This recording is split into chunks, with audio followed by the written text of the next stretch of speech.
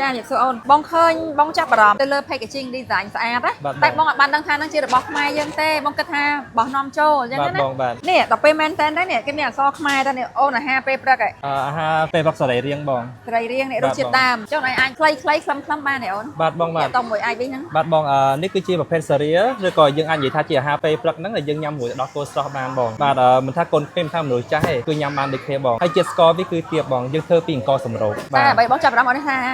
នេះជួយផ្គត់ផ្គង់ដល់កសិករខ្មែរយើងហើយបាទបងហ្នឹងហើយនិយាយចំទៅអ្នកដែលគាត់គ្រប់គ្រងផលិតផលvon IB បានថាពេលគាត់ support បានថាគាត់ជួយផ្គត់ផ្គង់កសិករស្រុកខ្មែរយើងហើយ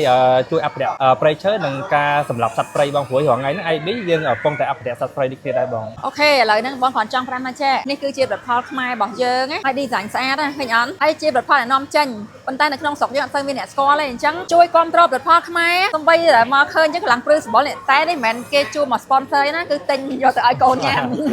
យកឲ្យលីព្រោះធម្មតានៅពេលឃើញនេះសំខាន់ចាក់បងចាប់អារម្មណ៍គឺអានេះគេហៅសញ្ញាបត្រអូនណាបាទបង certificate from USAID ចា USAID ហើយគេមួយទៀតអូននេះគឺ organic បង organic ណាបាទបងតែលេខកូន884មិនមកខ្មែរយើងប៉ុនខ្មែរយើងតាបង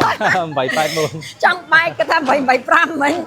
884អូចង់វិញអូនមិញភ័យឥឡូវអារឿង884ហើយ885គឺបងភ័យមែនតើណាបាទបងបាទចាអរគុណអូនសម្រាប់ផលផលខ្មែរយើងជួយបានថាជួយគេអូនជួយកសិករខ្មែរយើងក៏ដូចជាជួយការពារព្រៃឈើនិងអភិរក្សសត្វព្រៃដូចគ្នាដែរបងចង់ថាចេះផលិតផលដែលអរគុណឲ្យបានច្រើនបាទបងបាទ